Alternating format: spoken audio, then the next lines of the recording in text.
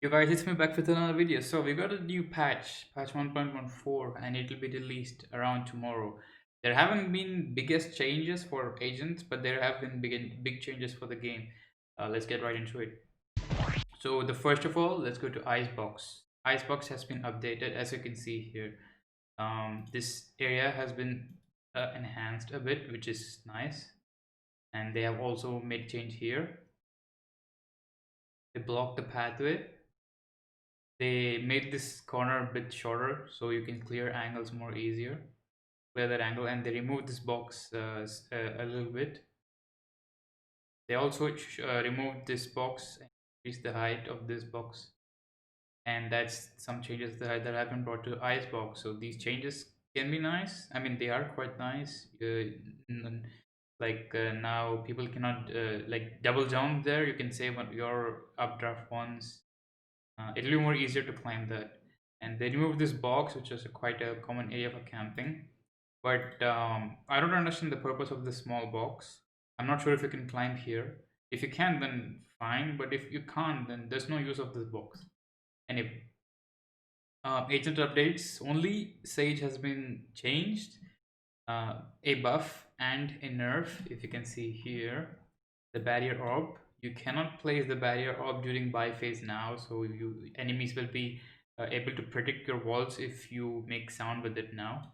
Earlier, because you could place it during the buy phase, it wasn't predictable. Grim, you're gonna have to adapt, I guess. And once fortified, the barrier will no longer lose health over time.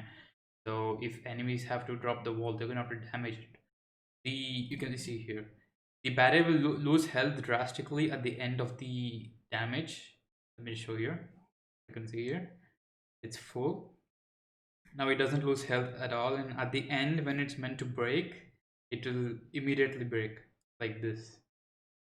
That's how it's gonna break. So it's gonna have its wall up for the health for a long time. And a new game mode has been added. It's called uh, Snowball fight. It's a 5v5 team deathmatch mode. First team to get 50 kills wins. Respawns are enabled, so you can get back in there.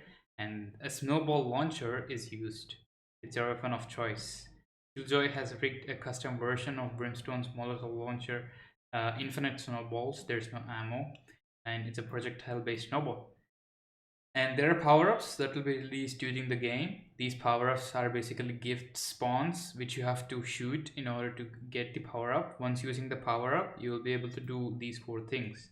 You can have rapid fire, grow ball, grows over time while traveling in air, ricochet. Every snowball will just jump off balls, so you can make trick shots and stuff. It's a one-hit kill, the snowballs. And skates, you can skate around quickly. I'll show you in a minute. So this game mode is basically team deathmatch, but a bit different and with a more spirit. See? These are the gifts that will spawn randomly. Yep, these are the gifts. So these are the power-ups. You have to shoot those power-ups in order to get them. See here. Each of these will have 4 different power-ups. And this is rapid fire.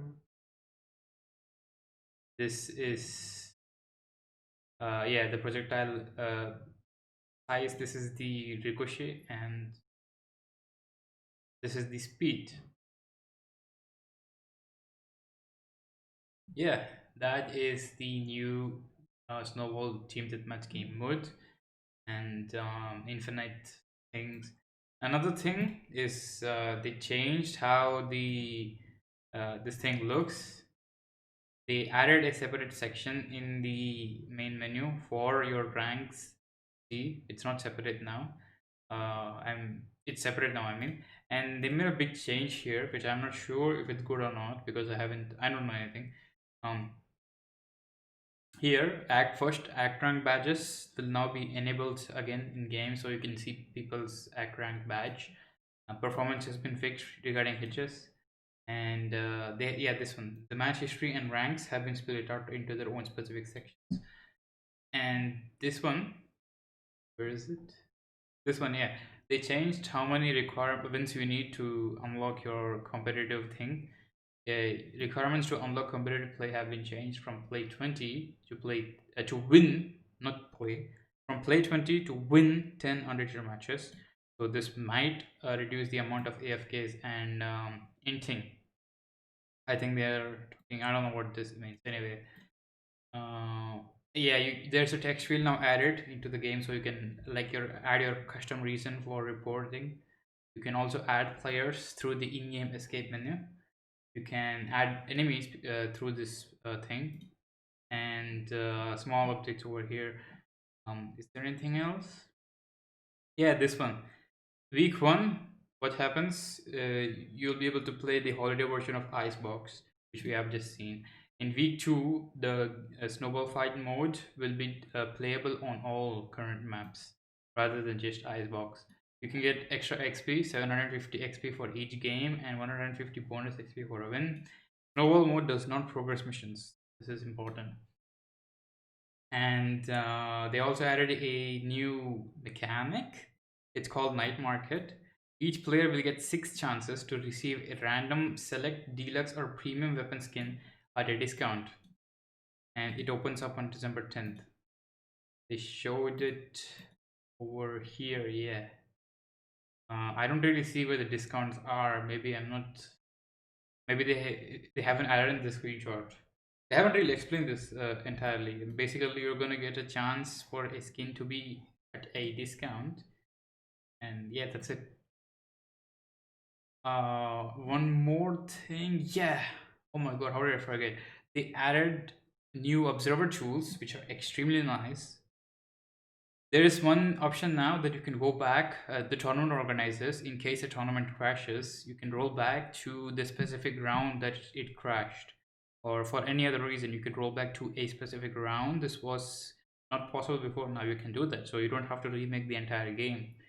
And yeah, they have added cinematic cameras. They have added cinematic camera locations all across the map for observers to use, and they can press Shift plus player number to jump to the best cinematic camera to capture the action. This is very nice. And observers can immediately leave the camera to move to free camera. And they have added more functionalities. They have more ideas for functionalities. Projectile follow. Observers can now follow a projectile which is fired by a player. Observer camera will remain at the destination of the projectile and will transition to a free camera from this point.